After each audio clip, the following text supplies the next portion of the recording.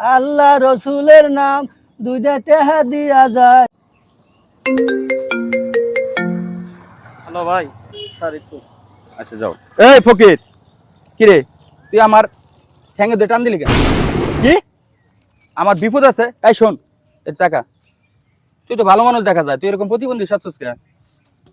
কি ঘটনা রেখে আমার বিপদ কিসের বল? বিপদ আছে। কি বিপদ? আর তুই ফকির হইয়া তুই রাস্তায় ভিক্ষা করতেছস, আমার কিনা বিপদ হইছে? তুই আমার চিনস? চিনস না? না, আমি আপনাকে চিনি না। চিনস না? তাইলে আমার কি বিপদ আছে সেটা বল না। কাগজের মধ্যে কি উল্টা পাল্টা লিখে রাখছস? কিসের বিপদ? স্যার শুনেন, ঘটনা শুনেন। এই কি ঘটনা শুনবো তোর কাছ থেকে, ফকির কাছ থেকে? আপনার সাথে যে আপনার ম্যানেজার, উনি আপনার বিপদ। এই ম্যানেজার, ম্যানেজার, কি রে তুমি কি না আমাকে মেরে ফেলার জন্য এই কাজ করছো?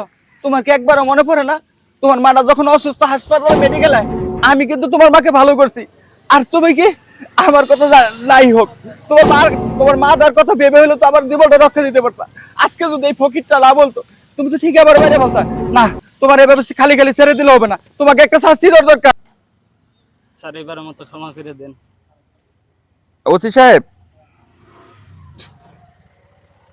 আপনি একটু চলে আসেন এই যে ফুলবাড়িয়া লাশিমানের রাবার বাগানে।